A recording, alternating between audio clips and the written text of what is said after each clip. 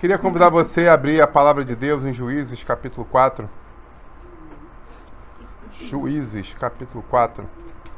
Vamos falar em homenagem ao Dia Internacional da Mulher, que foi recente, senti de trazer uma reflexão exatamente sobre essa grande mulher de Deus que foi Débora.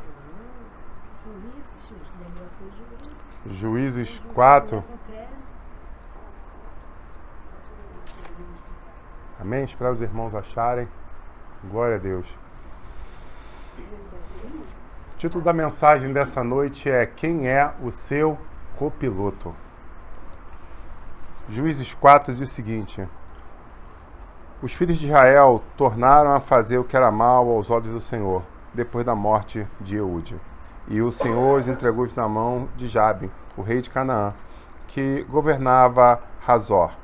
O comandante do seu exército era Cícera, que morava em Harasete-Hagoim. Os filhos de Israel clamaram ao Senhor, porque Jabim tinha 900 carros de ferro e durante 20 anos oprimia duramente os filhos de Israel. Então aí nós temos o primeiro contexto dessa história, e é um complexo, uma situação bem complexa, porque é uma situação que parece que é cíclica. Israel vivendo um momento de milagre, vivendo uma situação maravilhosa e na sequência abandonando o Senhor de novo. Mas a história não termina aí. No versículo 4 diz o seguinte: Débora, profetisa, esposa de Lapidote, julgava Israel naquele tempo. Ela atendia debaixo das palmeiras de Débora, entre Ramá e Betel, na região montanhosa de Efraim. E os filhos de Israel vinham até ali para apresentar as suas questões.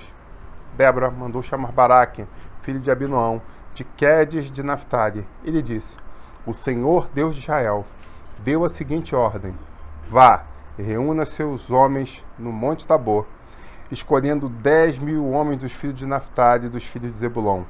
Eu farei com que Cícera, comandante do exército de Jabim, se dirija até você, junto ao ribeiro de Quizon, com os seus carros de guerra e suas tropas, e os entregarei nas suas mãos. Então Baraque disse a Débora: Se você for comigo, irei, mas se você não for comigo, eu não irei. E ela respondeu: Certamente irei com você, mas a honra da investida que você está empreendendo não será sua, porque o Senhor entregará Cícera nas mãos de uma mulher. E Débora foi com Baraque até Quedes. Pai, em nome de Jesus, eu quero apresentar essa ministração a Ti e pedir ao Senhor que providencie uma atmosfera maravilhosa sobre nossas cabeças. Em nome de Jesus, que esse ambiente seja tomado pelo Teu Santo Espírito e pelos Teus anjos. Toma conta desse lugar de uma forma extraordinária. É que nós pedimos, repreendendo todos os ataques, todas as setas do inferno, em nome de Jesus. Amém.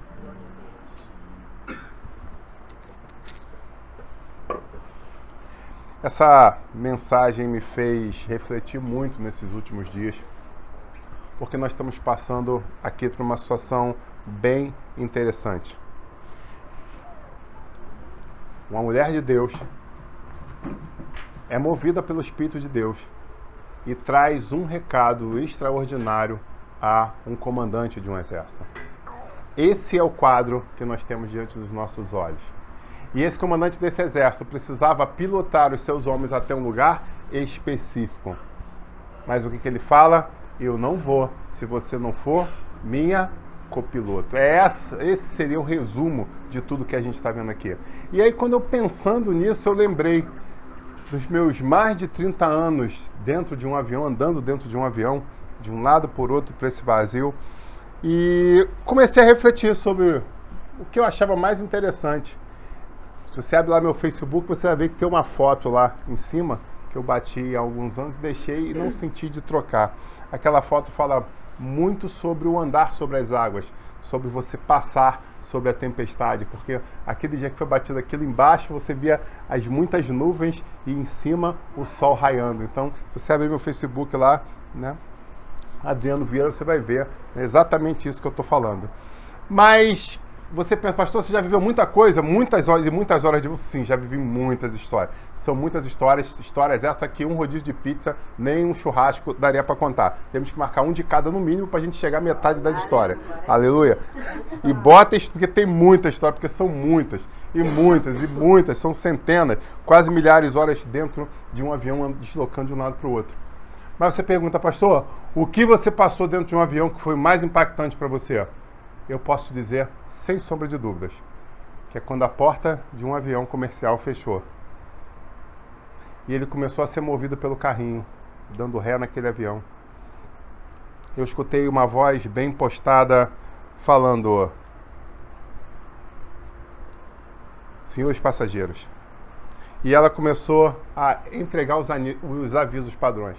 E nesses avisos padrões ela falou: é importante vocês colocarem os cintos. Caso haja um pouso sobre a água, o assento onde vocês estão é flutuante, pegue, leve para fora. E aí ela começou a trazer várias informações e eu prestei atenção. Era o meu primeiro momento no avião.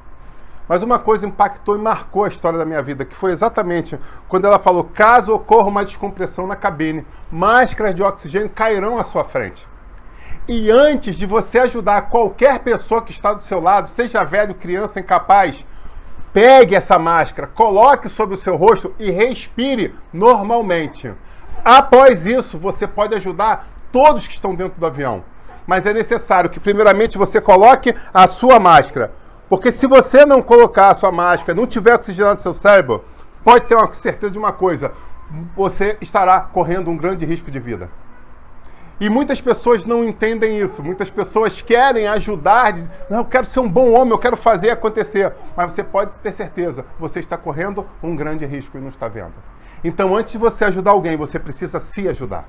Essa foi a primeira reflexão que eu tive e guardei dentro da minha história, dentro de um avião. Eu preciso, num caso de dificuldade, colocar primeiramente a minha máscara. Eu preciso salvar a minha vida. Porque se eu não estiver pleno, como eu posso ajudar alguém? É um ledo engano de muitas pessoas. Não, eu quero fazer pela minha filha, eu quero fazer pelo meu esposo. Tá, e você, como é que você tá? Ferido, sangrando? Daqui a pouco você morre de choque hipovolêmico. E aí, o que ficou? Mas se você tivesse feito um torniquete, se você tivesse voltado a respirar, se você tivesse oxigenado seu cérebro, seria até mais fácil para você pensar. Olha que fantástico isso. E aí agora sim, com as minhas faculdades voltando ao normal, o sangramento parado, agora eu posso ajudar muitas pessoas. Não, mas aqueles segundos, será que vão ser vitais? E para você? Porque você pode até fazer o torniquete nela, ok, e depois quem vai carregar ela? Ninguém, porque você morreu. Então você precisa ter consciência plena que antes de ajudar alguém, eu preciso me ajudar. Antes de lançar a mão para um náufrago, eu preciso aprender a nadar. E essa foi a primeira história que eu tive dentro de um avião. Mas logo depois disso, teve uma outra experiência. De repente, não mais uma voz de uma mulher bem postada, agora uma voz de um homem. Senhores passageiros, a temperatura externa hoje é de tanto, nós temos um voo de tanto tempo, e aí ele começou a passar algumas informações. Quando chegarmos em tal local, a temperatura média agora diz que está tantos graus, e a expectativa de quando nós chegarmos é de ter descido mais uns 2, 3 graus. Espero que nós tenhamos um bom voo, não sei o quê. Quem vos fala é o vosso comandante. Fulano de tal, e eu sou o comandante dessa aeronave. E ok. Assim começava o meu primeiro voo. A aeromoça-chefe tinha trazido todas as orientações para os passageiros. O comandante da aeronave tinha lançado mão da palavra e trazido informações e se apresentado como sendo o piloto, sendo o comandante. Mas a pergunta é, aquele avião comercial decolou somente com esse homem à frente? Não, porque todo avião, para decolar, um avião comercial de passageiros, precisa ter o piloto e o seu copiloto. Eu preciso ter as duas cadeiras preenchidas. Mas quem é o outro? É alguém que, dependendo como seja, ele vai em São Paulo, ele vai em Brasília, ele vai em Manaus, ele vai em Miami, ele vai andar por alguns lugares, vai pousar lá, o comandante vai se posicionar na hora do desembarque, vai dar boa noite àquelas pessoas e aquelas pessoas vão descer e vão guardar. Eu voei hoje com o comandante fulano de tal. Porque se tudo der certo, o copiloto, ou o 2P, vai passar o quê? Vai passar em despercebido. Vai ser o invisível. Vocês estão entendendo isso? Então, é bom que os nossos voos aconteçam isso, porque se ele for acionado, normalmente é porque aconteceu algum problema. Então é melhor que assim continue. Quando você decola no final, está lá o piloto sorrindo para você. Né? É lógico que tem alguns momentos que o piloto decide dar uma descansada, ele vai passar o manche para a responsabilidade do 2P. Mas o fato é, a responsabilidade daquele avião está em suas mãos. O outro é um mero figurante. Amém? Pois bem, quando eu pego essa história da aviação e eu pego essa história bíblica, eu vejo que elas têm muito a ver. Porque o Senhor chamou um homem, dentro desse texto, se chama o quê? Baraque. E ele chamou Baraque para assumir uma posição diante do povo de Israel. Só que Baraque não deu opção ao Senhor para escolher quem seria o seu copiloto. O que ele fez? Ele tomou uma decisão unilateral. E digo mais, uma decisão totalmente inusitada. Por quê? Aquela decisão que ele tomava levava o quê? Uma mulher para a guerra. E aí você pergunta, quem era essa mulher? Vamos a mais alguns detalhes dela. Débora era uma mulher que era profetisa, ok, mas era visto pela nação como uma mulher que era movida pelo Espírito de Deus. Eu preciso te lembrar que, na cultura, você tinha em todas as cidades o Conselho dos Anciãos. Eram homens idosos e homens idôneos diante da sociedade que se reuniam perto da porta da cidade para julgar certas causas. Então, todas as cidades tinham, entre aspas, um tribunal, um júri, um cartório, né, que era comandado por esses homens que eram eleitos pela própria sociedade. Amém? Pois bem, mas, pastor, o senhor falou da questão da juíza, que ela era uma juíza. Explico a você. Essas causas simples eram resolvidas lá mesmo, na própria entrada das suas cidades. Não saía, literalmente, o problema não saía da cidade, era resolvido lá. Porém, existiam algumas coisas que precisavam de uma outra resposta, precisavam o quê? De uma resposta vindo do alto, vindo do Deus Altíssimo. Não era somente a sabedoria humana que ia julgar, eles precisavam de resposta do Deus Altíssimo. E essa mulher se destacou exatamente nessa posição, de ser alguém que conseguia ainda, mesmo em meio a tantos pecados, tanto abandono, tanta negligência, existiam pessoas que ainda pagavam preço. E essa mulher era uma dessas pessoas. Aí você pergunta, qual era a característica da sociedade em Israel nessa época? Era uma sociedade totalmente voltada, né, para o que alguns chamariam hoje de machismo. Né? Então, era uma sociedade que os homens estavam ao centro, os homens tinham as posições de destaque. E quando você pega as histórias dos juízes, você vai ver que homens estavam nesse cargo proeminente, vamos dizer assim. E por que nesse momento da história existia uma mulher nesse cargo? Você já parou para pensar nisso? Ah, porque Deus queria mesclar, a vontade dele é porque já tinha muitos homens, agora era importante dar voz a uma mulher. Será que é isso?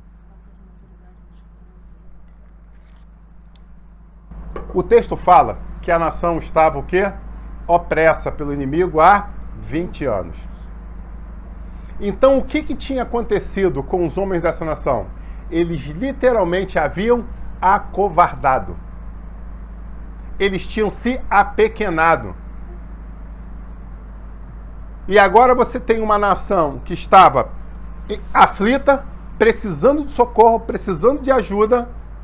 E o que tinha à volta dele? Um monte de homens covardes. Mas em meio a diversos homens covardes, o que acontece? Uma mulher se posiciona e é convocada pelo Deus Altíssimo para assumir uma posição proeminente.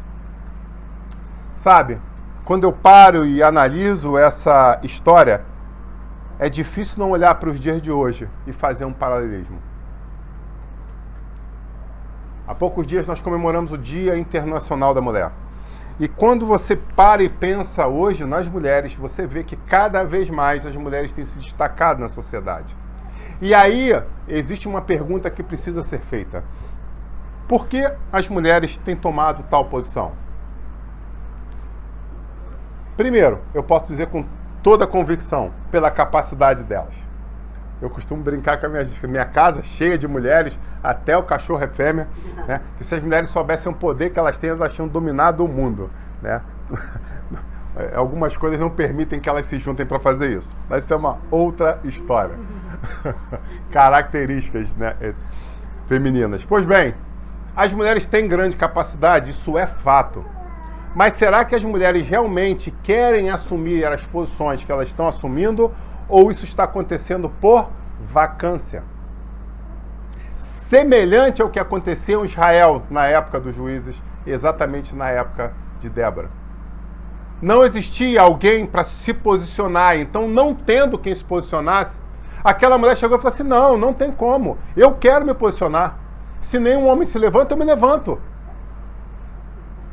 E Deus, contemplando o coração dela, assim o fez. Derramou sobre ela o Santo Espírito dele. E deu sabedoria a ela de uma forma extraordinária, para que ela pudesse trazer palavras de sabedoria. Mas uma coisa eu preciso te chamar a atenção. Normalmente, as pessoas que fariam essa posição, seriam, né, juízes da nação, teriam lugares específicos para fazer os julgamentos, as análises, etc. Mas o que a Bíblia fala? Ela fazia o julgamento dela onde? Ou os julgamentos aonde? Debaixo de umas palmeiras que ali tinham. E aí você pergunta, por que isso? Isso era literalmente uma estratégia. Por quê? Ela era mulher. E imagina, né, o nome dela de repente sendo manchado, porque ela estava recebendo homens em um lugar fechado. Então ela fazia questão que o julgamento fosse ao ar livre, diante dos olhos de todos. Olha que fantástico isso. Então mostra que a sabedoria dela era tal. E a Bíblia diz mais uma questão. Ela era esposa de alguém.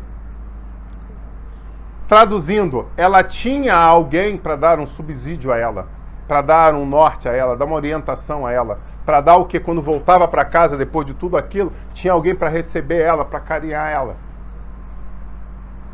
Tinha um verdadeiro companheiro ao lado dela. E será que isso está escrito na Bíblia à toa?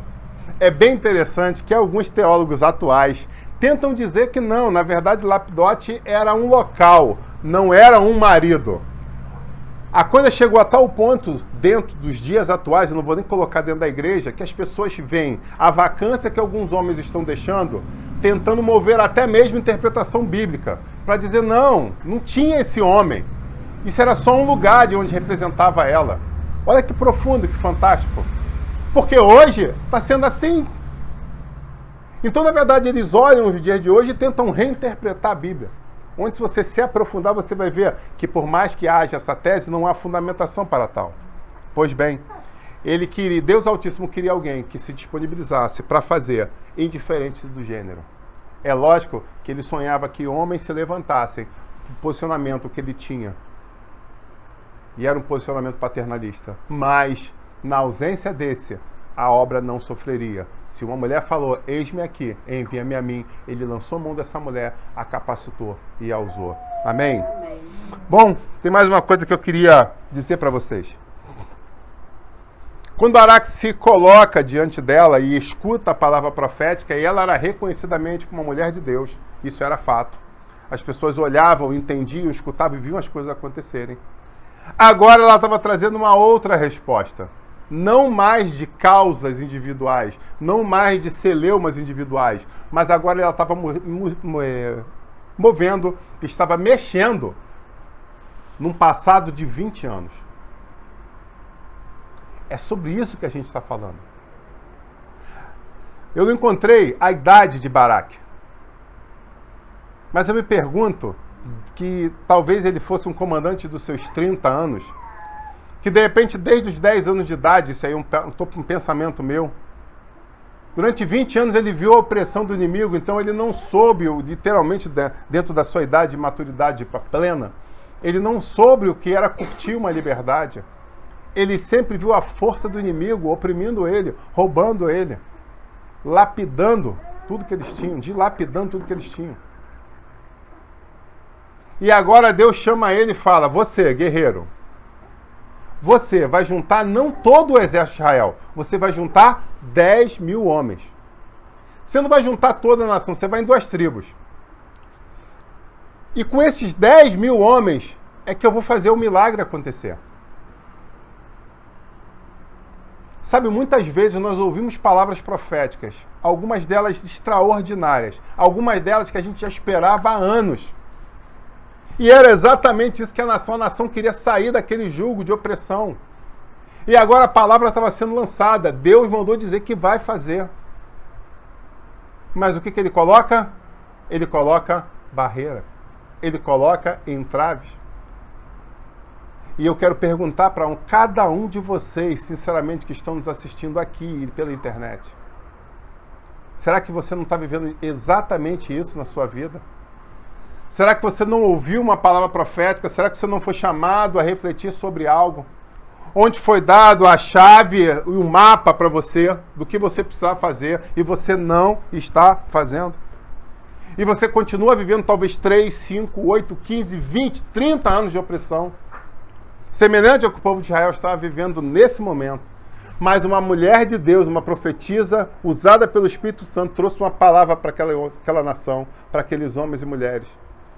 É momento de recomeço de história. Sabe, não estou aos pés de Débora, mas eu me ouso a dizer, nessa noite, que o Espírito de Deus está chamando vocês a viverem um novo momento. Mas você precisa tomar atitudes centradas. Você precisa tomar decisões acertadas. Sabe, muita gente já acostumou a negociar com algumas coisas que incomodam, algumas coisas que ferem, algumas coisas que machucam. Mas o que o Senhor está mandando dizer essa noite é que é momento de viver um novo de Deus na sua história. E isso depende primeiramente de você. Ah, mas o pastor vai fazer, vai... Não. Deus está chamando você para dar o pontapé inicial. Porque quando nós entendemos e nos aprofundamos nesse texto bíblico, nós vemos que foi exatamente o que isso aconteceu. No primeiro momento, ele quebra a possibilidade de Deus escolher o 2P dele e ele fala, só vou, ele faz birrinha. Literalmente, menino mimado, só vou se for com você. É, comigo, mulher? Você quer que eu vá contigo para a batalha, é isso? É, só vou se for com você. Eu só aceito voar, levantar voo se você for minha copiloto. E ela ainda chega para ele e fala, então eu vou te dar um aviso. Se essa sua decisão é final, você, em vez de ter o nome marcado como um grande general que acabou com um sofrimento de 20 anos, vão contar a história da mulher que derrotou o inimigo. É isso que você quer na sua história?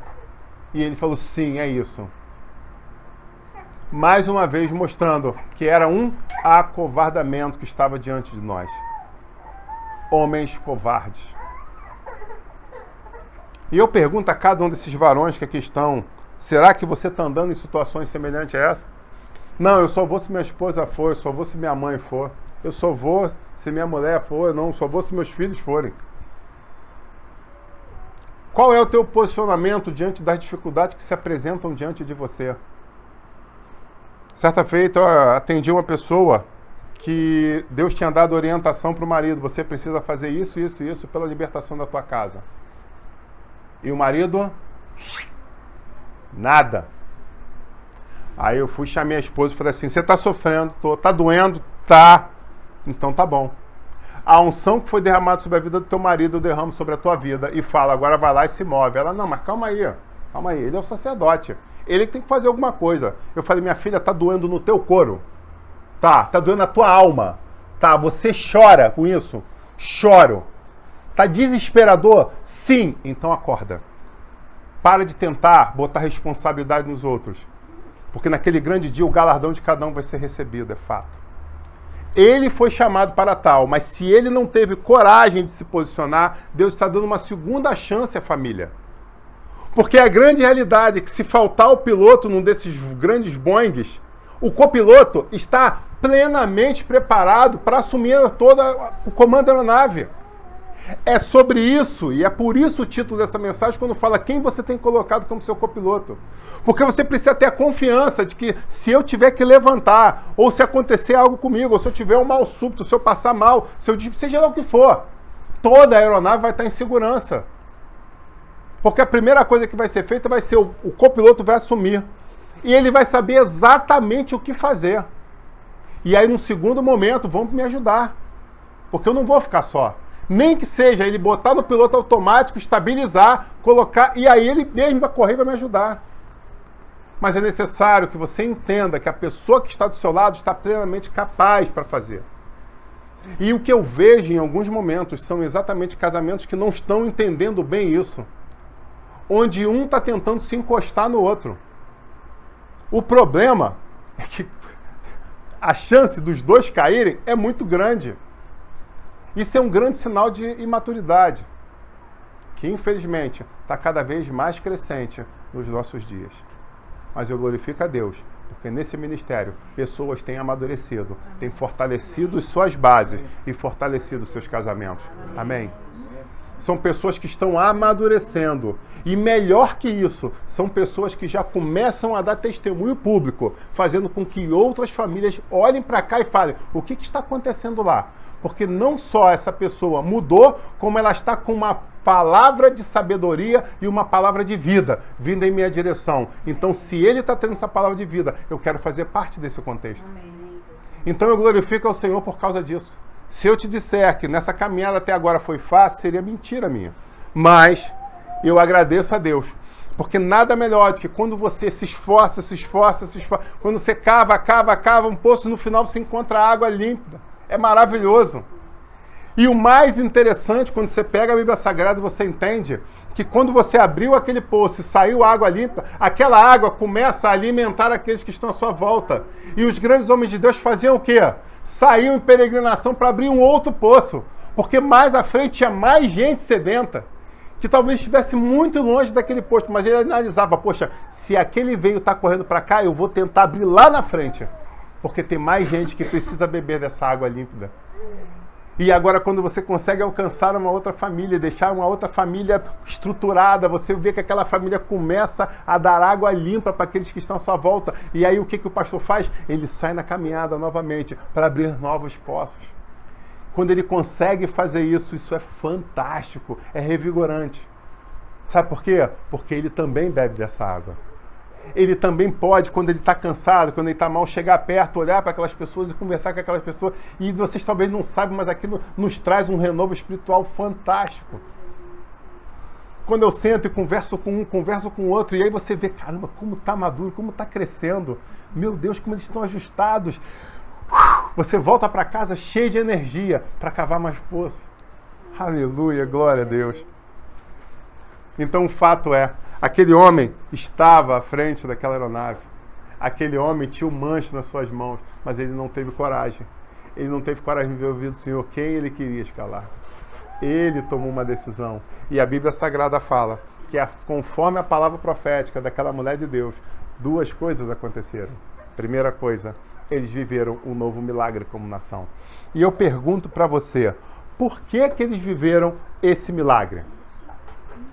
Porque ela declarou, seria a pergunta, e essa é uma pena que não é uma aula, né? Se fosse uma aula expositiva nesse momento, eu teria participação dos irmãos escutando plenamente.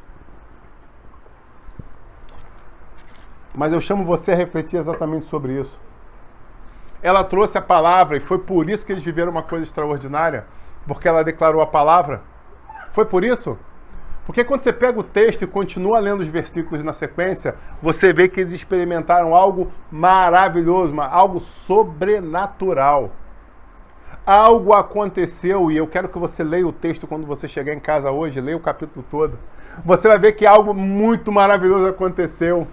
Um milagre climático aconteceu. E de repente, quando você vê as águas se encheram e aqueles carros foram perdidos. E aqueles homens que confiavam nos seus carros, nos seus cavalos, de repente se viram que desestruturados. Porque algumas pessoas têm um emprego que traz a estrutura, às vezes tem um carro que traz uma estrutura, às vezes tem uma esposa que traz uma estrutura. Não sei em que você tem se encostado, entre aspas, mas a grande realidade é que muitas pessoas têm vivido exatamente isso. Vivido diante de um status, de alguma coisa, e quando de repente aquilo se perde, a pessoa exatamente não sabe o que fazer. Exatamente esse exército estava tão poderoso e ganhando durante tantos anos, confiando tanto no seu poderio, na sua infantaria leve, na sua artilharia, né? que quando eles perderam e eles se viram somente como infantes, homens de guerra, eles já tinham desacostumado a lutar no mano a mano, no braço a braço. E eles verdadeiramente se desesperaram. E a palavra fala que o exército de Israel se lançou contra eles. Eles que eram uma força bélica muito maior. E os inimigos, e eles foram ganhando, até que o seu general, num ato de desespero, desce do seu carro e foge. E na sua fuga ele encontra uma tenda. E aí nessa tenda tinha uma mulher. Meu Deus do céu, não vou nem entrar nesse detalhe, senão... Ele encontra uma mulher, e a mulher vendo ele, fala assim, o que foi, meu senhor, o que está acontecendo? Não, então, é o seguinte, se esconde aqui dentro da minha tenda, vai, se esconde aqui que eu vou te cobrir, e aí vai ficar tudo tranquilo. E ele foi e aceitou, caiu na lábia dessa dona, né? E ficou ali escondidinho. Só que ali, escondidinho, no meio da guerra, cansado, exausto, baixa alimentação, pouca proteína, o que aconteceu? Ele, desmaiou, ele dormiu. Quando ele dormiu, a Bíblia Sagrada fala que foi o que aconteceu? Aquela mulher foi lá, pegou um martelo, pegou o cutelo e uma estaca, né? E vá na cabeça dele, matou o candango. Qual era a palavra profética que existia sobre ele? Se você me levar nessa batalha, a honra da vitória, que é literalmente a morte do outro general, não será sua, será de uma mulher. Deus falou. Deus cumpriu, louvado seja o nome do Senhor. Eles venceram a guerra e a honra de matar aquele general foi de Jael, não foi de Baraque. Sabe, muitas vezes nós estamos perdendo grandes... mas no final das contas a gente ganhou. Ok, a gente ganhou. Mas eu pergunto a você, será que essa vitória foi com aquele gosto maravilhoso? Eu acho que essa vitória é mais ou menos... Eu lembrei da... Eu não gosto de falar de futebol, né? E nem de Flamengo. Eu gosto de falar de futebol e outros times, né? E aí eu lembro o time de um dos nossos membros aqui, né? E o time dele estava jogando num estádio aqui no Rio de Janeiro, aqui na zona norte do Rio de Janeiro, no estádio deles. E aí, né, lotou aquele negócio lá, ficou muito cheio de gente, foi muita gente aquele estádio, acho que umas 10 mil pessoas que cabem ali dentro, né, não sei, 20 mil, não sei de verdade, você fala pilha, não sei de verdade, não sei mesmo qual é o tamanho do estádio, eu sei onde é o estádio, já entrei, inclusive, já fiz prova lá. O fato é, o estádio estava lotado, o entorno estava lotado, botaram telões em volta porque não caberia, né? O afã da torcida não caberia em meio ao que estava acontecendo. Eu não lembro qual era a disputa, mas era uma disputa legal. Era um campo, uma taça que eles estavam disputando. O fato é, aquele time tinha perdido no jogo de ida por 3 gols de diferença, se não for a memória. Eu acho que tinha sido 3-0 na ida ou 2-0 na ida. Sei que ele tinha que ganhar o jogo e ainda cobrir aquele placar. E eu falei para minha esposa, assim, eu estou sentindo algo que eu não vou falar que é profético não, mas algo me diz que esses torcedores hoje sairão muito felizes e ao mesmo tempo chorando. Ela vai assim, como assim? Vou explicar para você. Esse time vai jogar muito bem, esse time vai marcar um gol ainda no primeiro tempo, o intervalo vai ser uma coisa extraordinária, aqui, o bairro de São Cristóvão, né? Mas sem falar de time, O bairro de São Cristóvão vai bombar, vai ficar assim polvorosa, vai começar o segundo tempo, esse time vai marcar outro gol, e eu só não lembro se eram 2 ou 3, vai fazer o terceiro, mas no meio dessa caminhada, nesse afã todo, eles vão tomar um gol. E eles vão ganhar o jogo por 3-1. E no final do jogo, a torcida vai estar maravilhada, porque o time honrou a vontade deles de lutar até o final. O jogo vai até uns 55 minutos normalmente, porque os jogos lá não são igual aos outros estádios, que acabam, né? Os jogos lá normalmente demoram um pouco mais, né? Essa é uma pilha do mundo futebolístico, né? Não é minha, eu não sou ligado, mas o pessoal de futebol brinca com isso, que os jogos lá na casa nessa casa o cronômetro é diferente. Cada minuto tem 70 segundos. E eles vão ficar muito felizes e emocionados porque o time correspondeu ao que eles queriam. Vocês estão entendendo isso?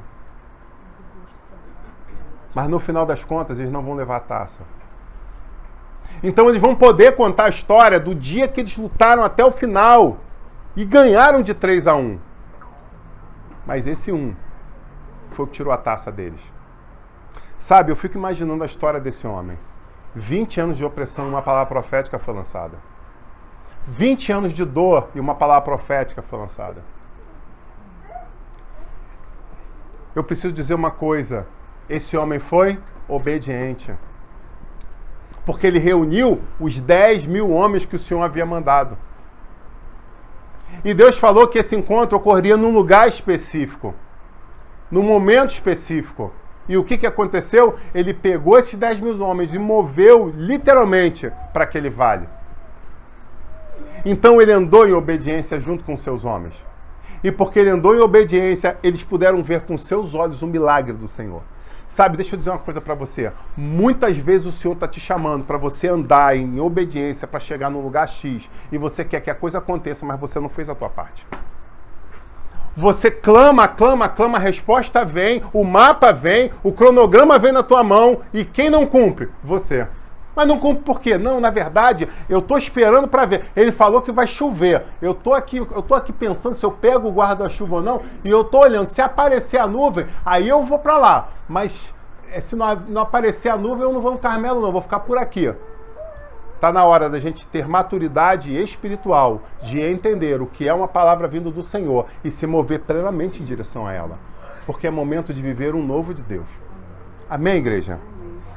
Sabe, então Baraque foi obediente. Ele foi com o seu exército, ele foi com a quantidade de homens. Semelhante, então, a esse time, ele entrou em campo. Ele teve a expectativa, ele teve a vontade, ele teve a luta. Eles desceram para o combate depois de ver o primeiro milagre, eles venceram. Mas no fundo, ele não levou o troféu. Consegue entender isso? Ele venceu, mas não foi pleno. E você não tem ideia. Mas pastor, o importante é quem venceu. Glória a Deus. Não. Ele era um homem de guerra. Ele era um general. Você tem noção do que poderia ter ocorrido com o nome dele e da família dele? Se ele tivesse sido obediente na plenitude? O que ele teria experimentado? As honras que ele e seus filhos teriam tido? Parou para pensar nisso? Que lindo seria! Mas ele decidiu obedecer parcialmente. É sobre isso essa noite que eu chamo cada um de vocês. Nós não devemos ser obedientes de uma forma parcial. Nós precisamos nos lançar na mão do Senhor e permitir com que Ele coloque do nosso lado aquele que Ele quis. Amém, igreja? Amém. Pois bem, eu termino essa mensagem com mais uma reflexão para você. Baraque escolheu o copiloto. Débora se posicionou. Amém. Mas é interessante que quando a gente pensa em casamentos, quando a gente entra no avião, a nossa família, é muito importante você ter uma esposa capacitada ao teu lado.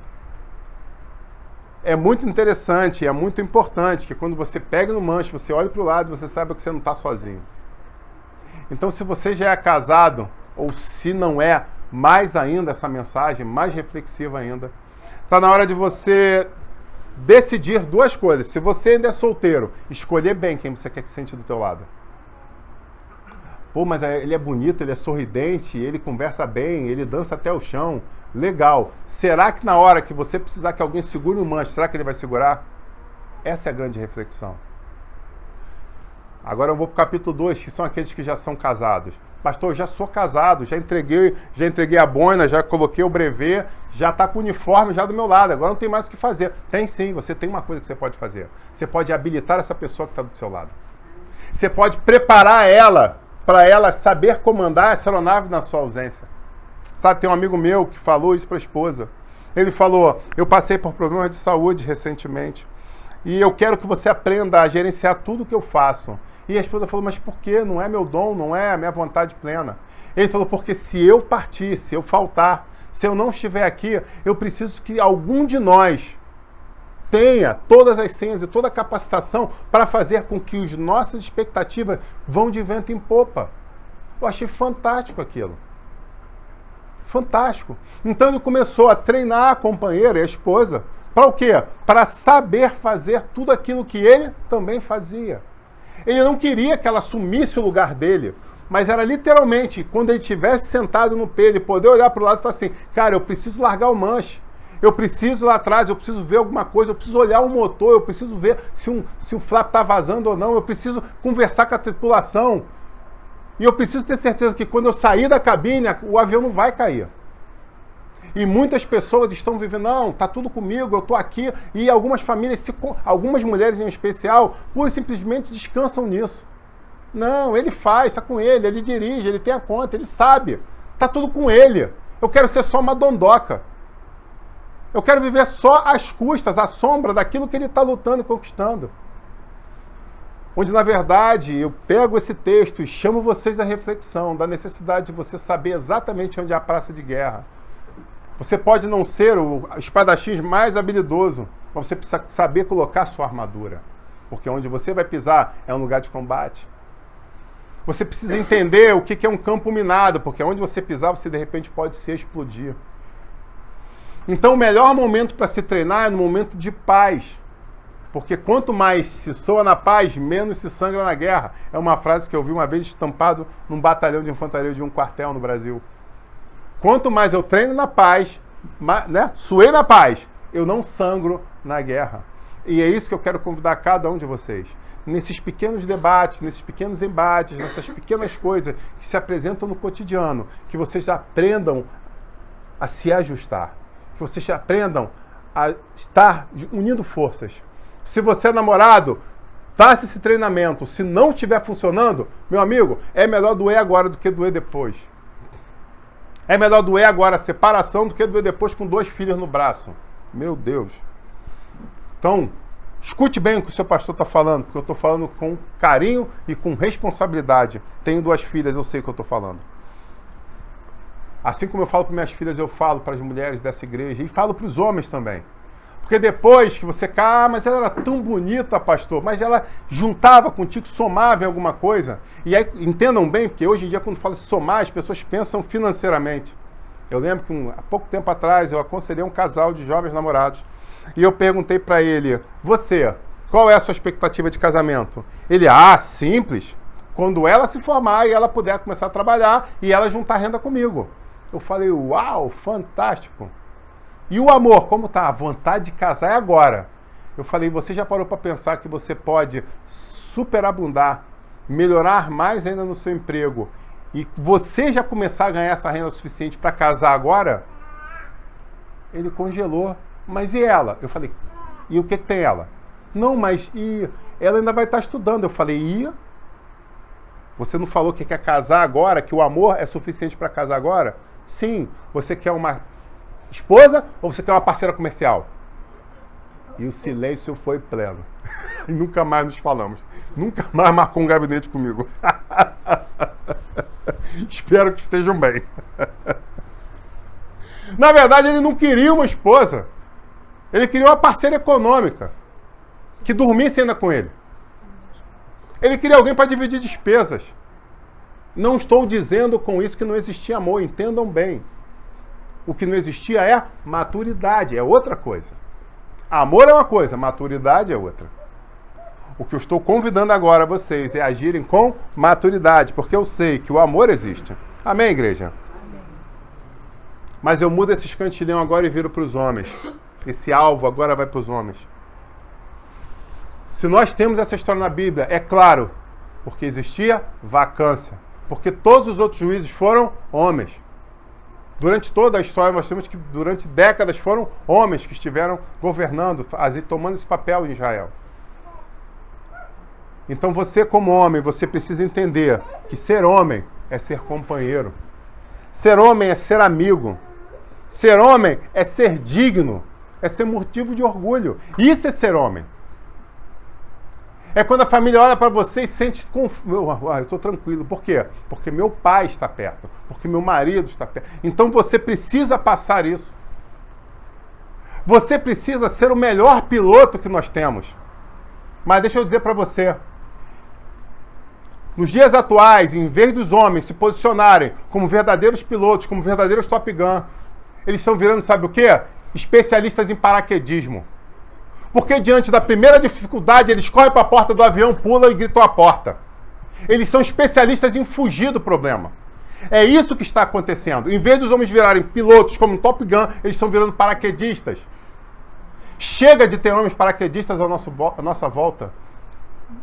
Chega. Os homens precisam se posicionar e acordar.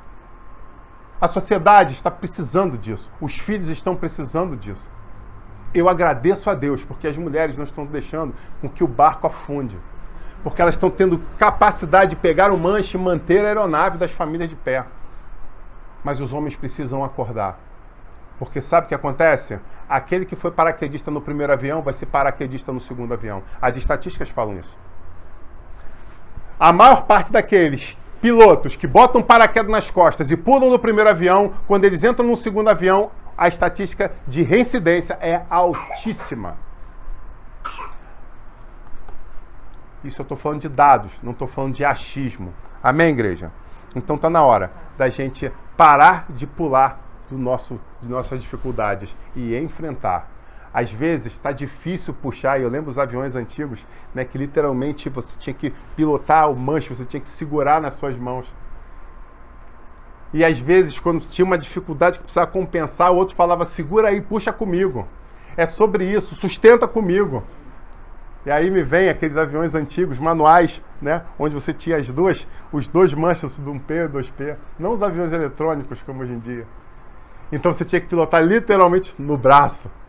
E às vezes 4 braços eram melhor do que 2. Porque quando tinha que fazer força, falava, puxa aí comigo. E os dois puxavam e conseguiam fazer com que a coisa acontecesse. Amém, igreja? Está na hora da gente ser mais companheiro. Está na hora da gente ser mais guerreiro. Para que naquele grande momento a gente possa viver a vitória juntos. Amém? Glória a Deus por isso. Aleluia. Eu queria terminar essa ministração falando exatamente o seguinte. Existem outros momentos que o Espírito Santo vai nos chamar não para voar numa aviação comercial, mas como eu citei no filme Top Gun, existem alguns aviões que são aviões de caça, onde você precisa entrar sozinho no cockpit. Você precisa sentar. Você vai ter alguém que vai estar do teu lado para te ajudar a colocar o cinto. Você vai ter alguém que vai te ajudar dando os direcionamentos, está tudo funcionando. Vai ter alguém que vai te ajudar a tirar os calços da roda, desplugar, né, a fonte do avião. Mas depois que ele chegar, mandar um beijo para você e dar o tchau, você vai ter que decolar sozinho. Vai ter que enfrentar o perigo sozinho. E você vai precisar voltar para casa, porque vai ter um monte de gente esperando. Então eu quero terminar essa mensagem fazendo você refletir que existem alguns combates que você vai ter que passar só. E eu quero profetizar sobre a tua vida, que em nome de Jesus, quando você entrar nesses combates, você seja um verdadeiro Top Gun. Amém. Que você tenha, como no filme nós vemos um Maverick, que você tenha uma capacidade de manobra, que você possa ter uma boa pontaria, para que você possa acertar o alvo, para que você possa conduzir bem essa aeronave e voltar, porque toda a tua equipe está te esperando em terra. Muitas vezes nós somos exatamente como um Top Gun quando saímos de manhã para trabalhar. Quando saímos de manhã ou saímos à noite, depois ainda para ir para a escola. Nós precisamos dosar todo o nosso combustível, precisamos dosar a nossa aviônica, precisamos dosar os nossos mísseis, a nossa munição. Porque existem guerras que apresentam-se durante o dia, onde a gente precisa dizer não, onde a gente precisa escolher o lugar de passar ou não. A gente precisa decidir aonde a gente vai pousar para reabastecer ou não. Você está entendendo esse mistério? Eu espero que sim. Então, quando nós estamos voando solo, em aviões de caça, nós precisamos tomar muitas decisões. E por muitas vezes, como na aviação de caça exige, essas decisões precisam ser muito rápidas. Então, que em nome de Jesus você não caia em armadilhas. Vocês não caiam na lábia do inimigo. Que vocês não sejam abatidos. Porque, de novo eu digo, existe um Deus Todo-Poderoso que torce por você.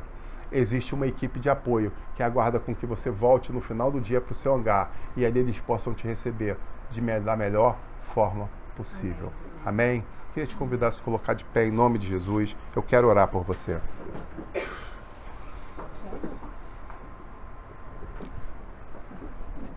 Deus é um Deus Todo-Poderoso. Eu queria terminar essa ministração orando por você, para que você tenha destreza no que fazer. que você tenha coragem. E enquanto eu pensava nesse momento, nessa oração, o Espírito Santo me fez lembrar a vida de Pedro. Muitas pessoas vão falar que Pedro, aquele que negou, aquele que literalmente roeu a corda, como o pessoal diz na gíria aqui no Rio. Sabe, Pedro foi aquele que viveu momentos intensos na sua vida. Que sim, errou, mas ele sim teve coragem de pular do barco para voltar o mais rápido para perto de Jesus para pedir perdão. Da mesma forma que ele teve intensidade em negar 3 vezes, ele declarou 3 vezes que amava o Mestre. Mas uma outra história, o Espírito Santo me fez lembrar de Pedro, onde aqueles discípulos estavam no barco e a tempestade estava ali e de repente tudo muda e quando eles veem um fantasma, como que vindo um fantasma em direção a eles. Mas Pedro, enquanto todos temiam de medo, gritavam, entravam em desespero, ele olhou e falou, cara, aquele ali não é um fantasma, aquele ali é o Mestre. É o Mestre, é o Mestre. E aqueles homens se acalmaram, mas ele não se conteve em se acalmar. Ele precisou o quê? Descer e andar sobre as águas. O que eu quero profetizar sobre a tua vida no final desse culto é que você possa agir como Pedro agiu. Existem momentos de pilotar, no caso deles eles estavam pilotando o barco. Existe momentos de você largar o manche e ter uma nova experiência de andar sobre as águas. Eu quero convidar você a andar sobre as águas. Eu quero convidar você a viver o sobrenatural de Deus na tua vida. Eu quero convidar você a ter a melhor semana da tua vida. Porque coisas extraordinárias o Senhor quer fazer no nosso meio. Basta com que você creia. Eu preciso dizer, eu já tenho vivido verdadeiros milagres na minha história. Está na hora de você querer viver também. Amém? Incline sua cabeça, eu quero orar por você.